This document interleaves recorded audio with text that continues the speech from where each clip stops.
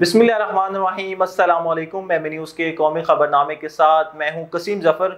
कौमी खबरनामे का बाकायदा आगाज करते हैं और आपको बताते चलें कि पाकिस्तान में पोलियो का एक और केस सामने आ गया, जिसके बाद मुल्क में पोलियो से मुतासिर होने वाले बच्चों की तादाद 47 हो गई। पोलियो का नया केस सुबह सिंध के जिला घोटकी में रिपोर्ट हुआ है। पाकिस्तान इंसदादे पोलियो प्रोग्राम के मुताबिक रवां साल इस्लामाबाद में पोलियो का एक केस, पंजाब में एक, खैबर पख्तूनख्वा में 9, सिंध में 13 और बलूचिस्तान में 23 केसेस रिपोर्ट हुए।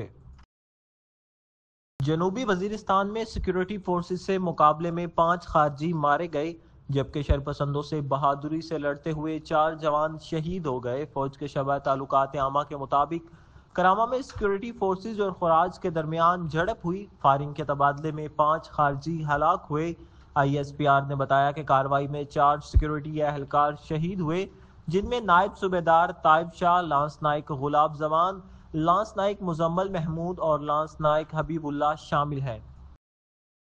तर्जमान दफ्तर खारजा मुमताज ज़ारा बलोच का कहना है कि ट्रंप के आने से ताल्लुकात पर कोई असर नहीं पड़ेगा। हम पाक अमेरिका ताल्लुकात फलदार और बेहतर बनाने के ख्वाह हैं। तफसीलात के मुताबिक तर्जमान दफ्तर खारजा मुमताज ज़ारा बलोच ने हफ्तावार मीडिया ब्रीफिंग देते हुए कहा कि सदर और वज़ीर आज़म ने नौमुंतखब अमरीकी सदर ट्रंप को मुबारकबाद पेश की। हम पाक अमेरिका ताल्लुकात को फलदार और बेहतर बनाने के ख्वाहिशमंद हैं।